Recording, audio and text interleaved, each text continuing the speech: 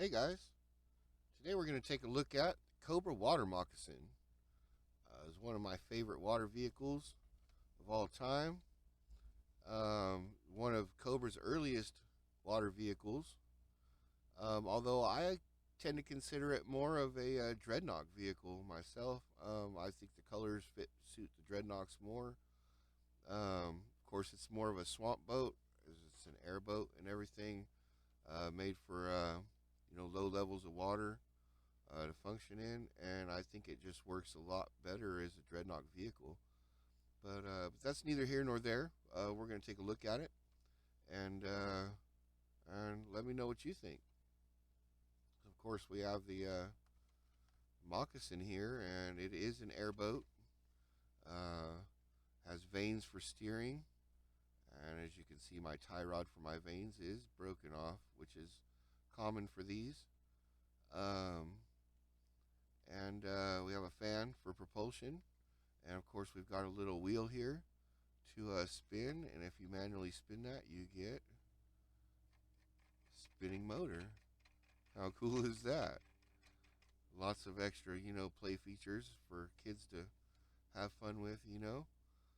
And of course we've got removable engine cover, some nice engine detail down in there, and a little bit of dirt too, because I get mine all muddy and crazy when I play with them. Of course, we've got some weapon storage here and here.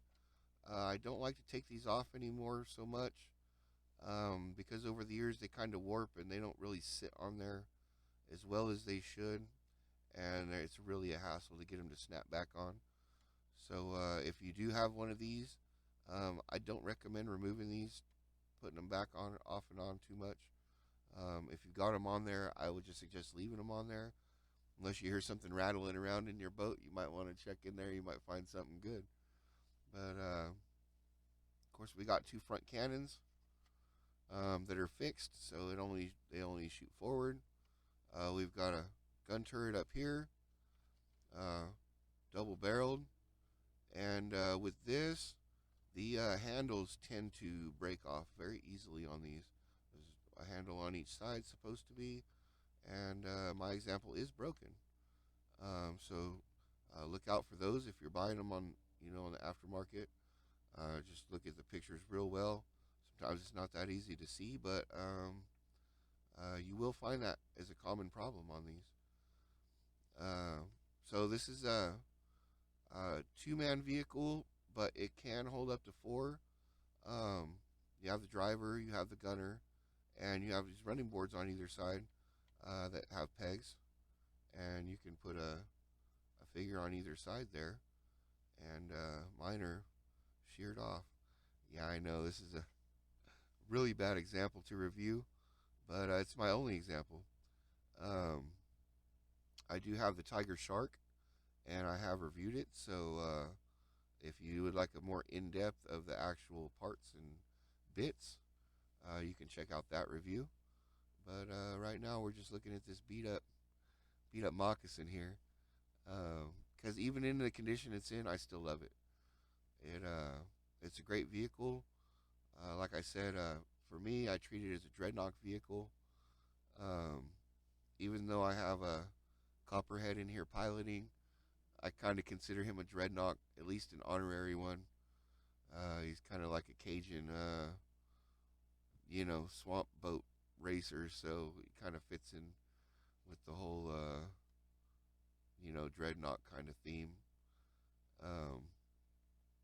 It's a mid-sized vehicle. It's a lot smaller than the Whale, but it's a little bit bigger than Devilfish. And as you can see, we can slide one of these up here, and we'll do a size comparison. They are the Moccasin's about 50% larger, give or take. Although the widths are kind of similar, but I think you have a lot more firepower on the Moccasin. You've got 4 missiles here and 2 machine guns, and then you've got 2 machine guns and 2 cannons on the moccasin. So it's kind of close, I guess. But I don't know. I would say one on one, I would give it to the moccasin every day of the week and twice on Sundays. Um, Now, if you happen to get a surrounded by devilfish, I don't know what to tell you. You might be a little bit outgunned and outnumbered. Um, but uh, that's the chances you take. And when you're a ruthless terrorist organization determined to take over the world, uh, you know, gotta take your chances. In numbers, these would be great. I don't know people that army build these. I'm sure somebody out there does. For me, one's enough. Like I said, it's a dreadnought vehicle for me. It goes fantastically with Zartan's Chameleon Swamp Skier, and this, of course, is a custom Zartan. He's not an OG. Um, he's kind of a Franken Joe, but the Chameleon is all original. Although I did reverse the handlebars so he can sit straight up. You can do that if you don't like him laying face down looking at the ground. But I think the colors match up well. It looks great. You stack all your dreadnoughts on the Moccasin. And, of course, Zartan, can ride up front, take the lead. And they go great together, man. They kind of seem like they were made to, you know. Um, but on its own, the Moccasin may seem a little boring, I guess. It's just a boat.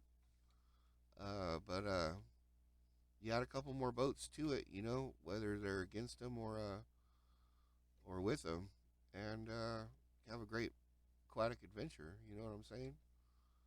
Um, all in all, I love the sculpt. I love the design. I love the colors. Um, the water moccasin in my book gets a 10 out of 10. It's a top shelf vehicle. It's not the biggest or the best as far as everything in the line. But it's a common vehicle. I think almost every kid had one, and the play value is amazing.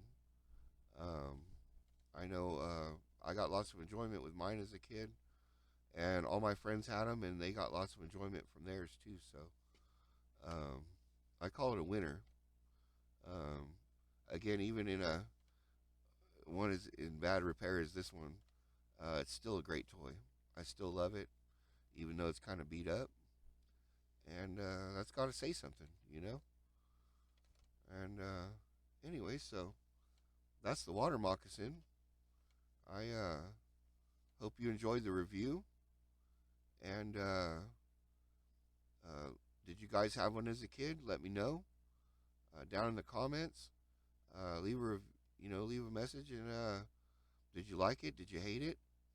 Um, what did you do with it? What was your playtime like? Was it mostly bathtub, or did you get to go down and take it to the river?